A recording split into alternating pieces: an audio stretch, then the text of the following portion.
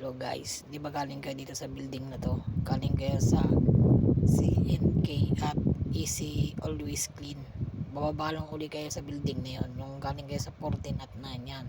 Ang building na yan, galing kayo sa building na yan. Kakanan naman uli kayo. Kanan kayo guys, kakanan.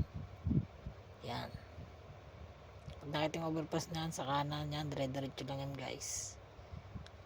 Dire-diretso lang kayo guys, tapos pangalawang kanto. Sa pangalawang kanto makikita nyo yung Suzuki building na yan. Tatawid lang kayo dyan guys. Yan, Suzuki building na, tatawid lang kayo dyan. Sa pangalawang kanto, unang kanto, tapos pangalawang kanto, may stoplight na tapat ng Suzuki. Pagtawid nyo guys, kaliwa uli kayo, tapos makikita tong building na to. Yan, pag nakita nyo yung mga barikadang yan, yan, papasok kayo sa loob. Tapos sakay kayo sa 9th floor, sakay kayo ng elevator, 9th floor yan. Pagbaba nyo sa elevator, kaliwa uli, tapos kaliwa uli.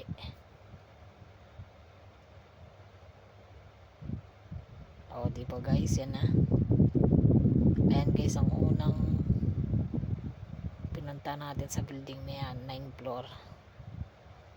Yan guys, sa lagayan ng CB nila. Tapos dadaan tayo sa, hindi tayo mag-elevator, maghahagdan na lang tayo guys. May hagdan dyan guys, nakalagay dun sa may tabi ng elevator, may hagdan doon, nakalagay ay nakalagay sida. Tapos bumaba kayo guys, tingnan nyo yung floor 7. May nakalagay naman yun guys, pag duman kayo sa hagdan pagbaba, makikita nyo sa taas may nakalagay na floor 7. Yan guys, oh, floor 7 yan, papasok na tayo dyan. Pagpasok nyo, kaliwa ulit, unang bungad nyo pa lang yan ah. Tapos dyan lang yan sa tabi ang lagayan, sa may upuan yan.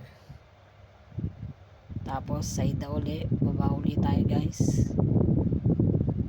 Ito naman tayo sa floor 6. Yan, baba uli tayo guys, punta naman tayo sa floor 6.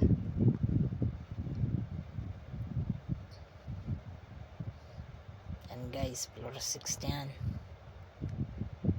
Pagbukas nyo ng pintong yan, kaliwa naman, kanan pala. Nakikita paglabas nyo sa pinto kanan, makikita nyo kaagad yan guys. Lagay nyo lang dyan sa may tabi ng prutas, dyan nyo lipatong yung CB nyo. Yan, dyan nyo lalagay guys.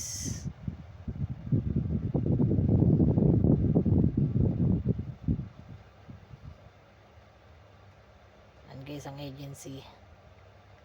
Thank you guys, maraming salamat.